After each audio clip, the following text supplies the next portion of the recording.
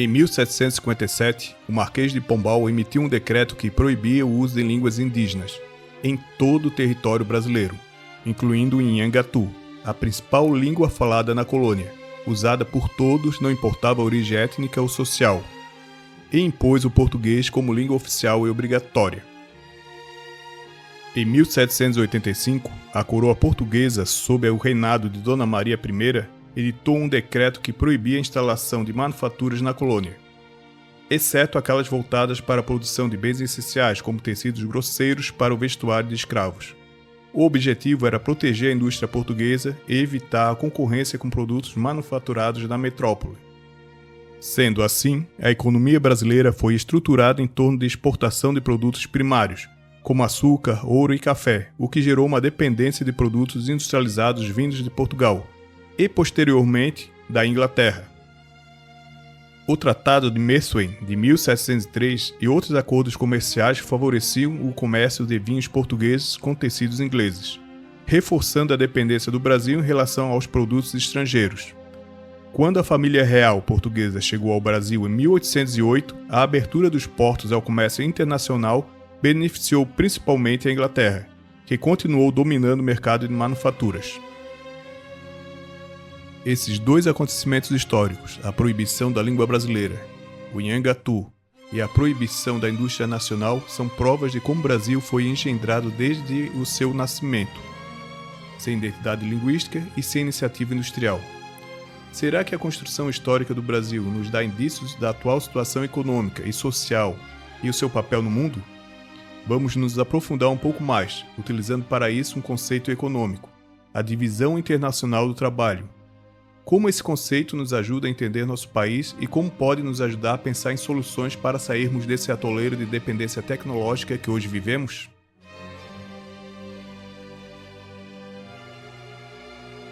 A divisão internacional do trabalho é um conceito que descreve a especialização produtiva dos países e regiões no contexto da economia global. Entre aqueles países fornecedores de commodities, que são mercadorias primárias de origem agrícola, pecuária, mineral e ambiental, e os produtores de bens industrializados.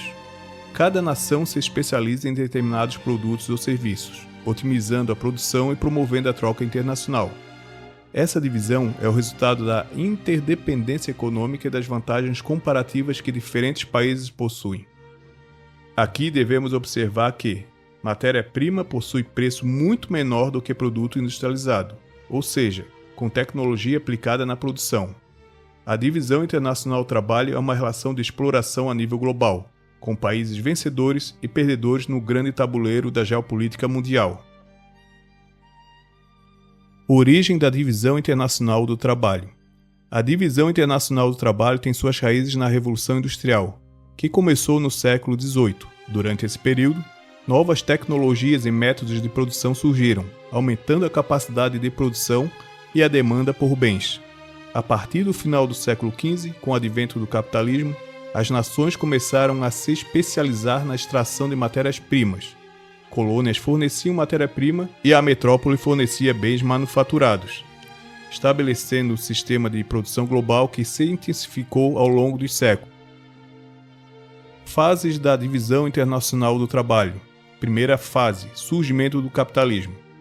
No final do século XV, as potências europeias expandiram seus impérios coloniais, extraindo recursos das colônias para abastecer suas economias.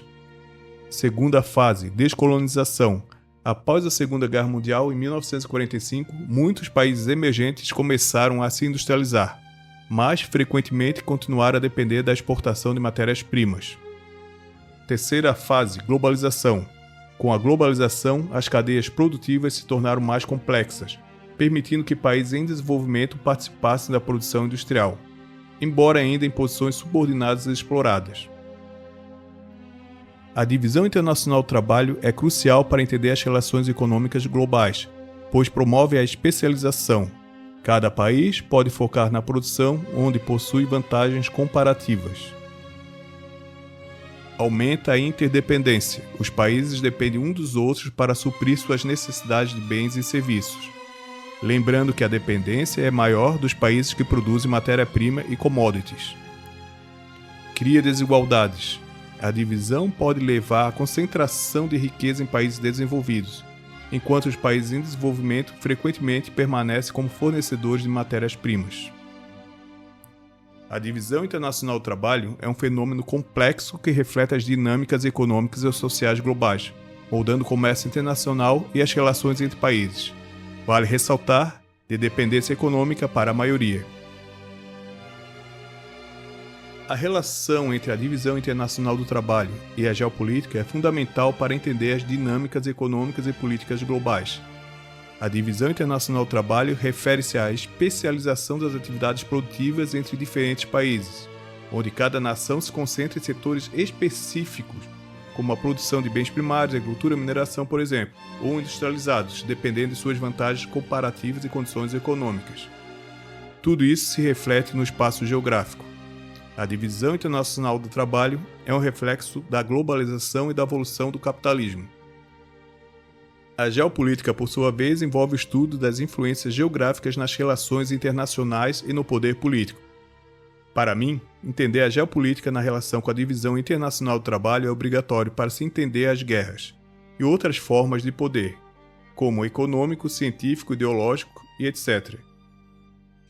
A divisão internacional está intimamente ligada à geopolítica, pois as decisões sobre onde produzir e exportar são influenciadas por fatores políticos, como acordos comerciais, políticas de investimento estrangeiro e estabilidade ou instabilidade política de um país. Por exemplo, países que oferecem incentivos fiscais ou condições favoráveis para investimentos estrangeiros atraem empresas multinacionais. Ou mesmo, países em conflito podem ser um grande balcão de negócios para corporações e países, alterando assim o equilíbrio do poder econômico. Interconexões entre a divisão internacional do trabalho e a geopolítica. A divisão internacional do trabalho permite que os países desenvolvidos maximizem seus lucros ao explorar a produção para nações com custos mais baixos. Isso não apenas afeta as economias locais, mas também redefine as relações de poder interno, formando elites locais parasitárias que se beneficiam dessas relações em detrimento dos outros conterrâneos e entre países. A especialização promovida pela divisão internacional do trabalho pode levar à dependência de certos produtos e recursos.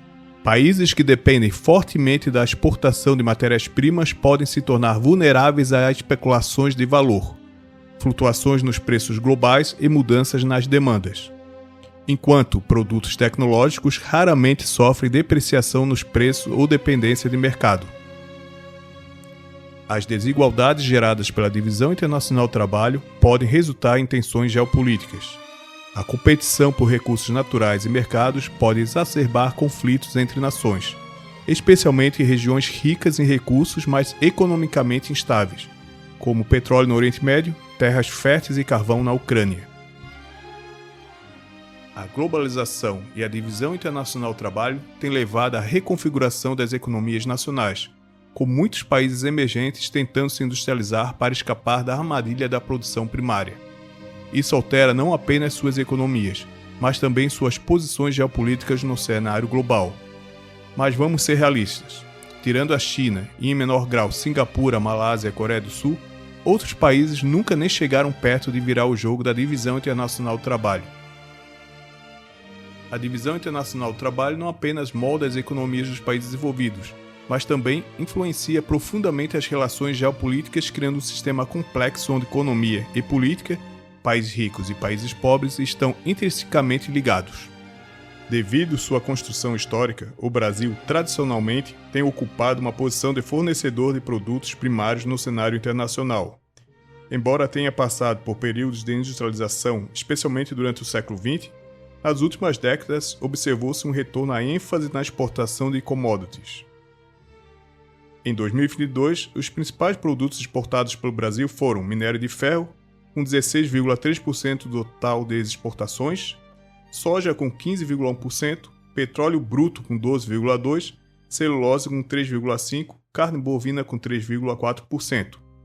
Esses dados indicam uma predominância de produtos primários nas exportações brasileiras. E aqui um dado muito importante. A participação da indústria de transformação no PIB brasileiro Produto Interno Bruto, tem diminuído nas últimas décadas, passando de cerca de 25% na década de 1980 para aproximadamente 11% em 2020. Essa redução é um indicativo de desindustrialização relativa. O Brasil investe cerca de 1,2% do seu PIB em pesquisa e desenvolvimento, enquanto os países desenvolvidos como Alemanha e Estados Unidos investem acima de 2,5%. Essa diferença impacta a capacidade de inovação e produção de bens de maior valor agregado. A posição do Brasil na divisão internacional do trabalho como exportador de commodities o torna vulnerável às flutuações dos preços internacionais dessas mercadorias. Além disso, a menor participação na produção de bens de alto valor agregado limita o desenvolvimento tecnológico e a geração de empregos qualificados no país. Para alterar essa posição, seria necessário investir em políticas que promovam a industrialização, a inovação tecnológica e a diversificação da pauta exportadora, permitindo ao Brasil ascender na cadeia de valor global e reduzir sua dependência de produtos primários.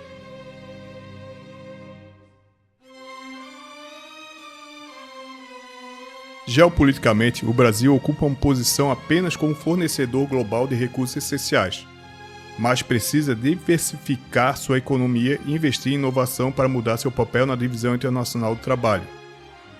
A busca por maior autonomia econômica e um lugar mais estratégico nas cadeias globais de valor é fundamental para o desenvolvimento sustentável e a redução da vulnerabilidade externa. Se abraçar com grandes potências econômicas ou militares não é o caminho para o Brasil. É necessário que o Brasil invista em tecnologia e inovação para ampliar a participação de produtos industrializados de maior valor agregado nas exportações.